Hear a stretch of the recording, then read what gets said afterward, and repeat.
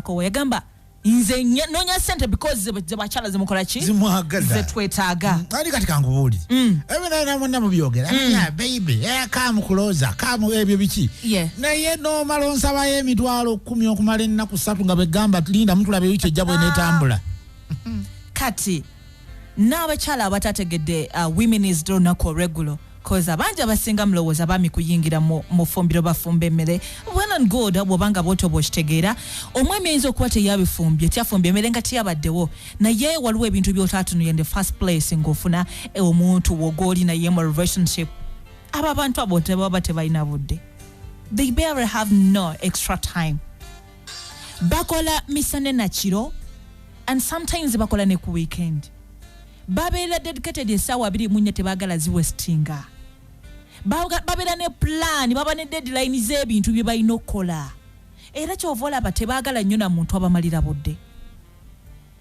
buli waba ng'olina omuntu ali bw'atyo just when you're dating a career driven person yes obudde alina butono ayagala akole musobole okubeera obulungi ayinza okuba nyina omulimu because a job is different from a career. A job is a short term thing but a career kijja kubeerawo n'olubeerera n'olubeerera kisobola okubeezawo nga family. Ensonga ey'okubiri abantu abalina career ebirooto ebiruubirirwa bali impatient tebagala kubamalira budde kati kino nawo ndi mu kukigaziya tebagala kuba they're impatient.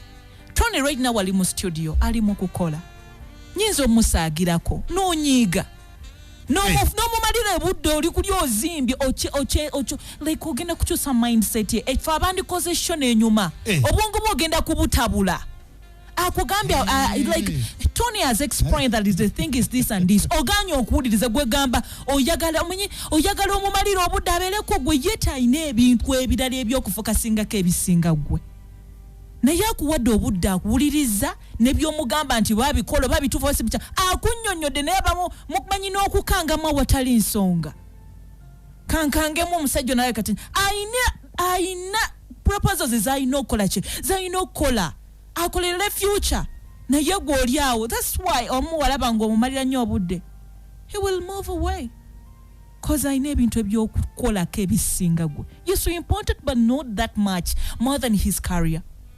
Ensonga eyokusatu yogedde ebigambo abasajja abali career driven they prefer dates at home. Tony, when do you go out?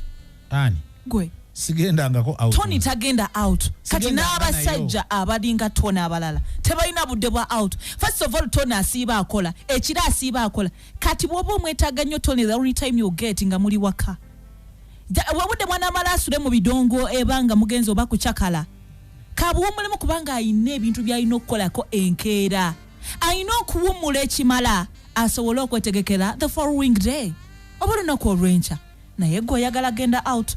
Before you fall in love with a career driven man just get to know nti budde obw'okutwala out bujja kuba butono oba obutabeererawo ddala. Nkamaliriza the career driven men already they are not ready to marry. Tebatera kuwasa mango as soon as possible. Tebatera kuwasa mango. They prefer dating to marrying. Era buli wona obeera wongo byogera kuba ne Tony when should we tie the knot? Ayagala okuwasanga amanyi nti buli kimu at least akisetolinze that he is ready okubeera n'omwana w'omuntu amuyise mu mbeera naye gye yandyagadde. Songa bw'oba olina omuntu afaanana bw'atyo make sure ebyokumukaka akuwase bijja kuba bitono. That's why toka kambeera they prefer dating to marrying. A very good afternoon. Nze Sophie TEBI. No lero yogedde. Miss Kai. Lero yogedde ebigambo. Otanyiza. Kwatako mu ngalo. Kijja kukwata engalo enkalu zizigwana nnyinizo. Turn it on. Turn it up. Amasapi mulavu.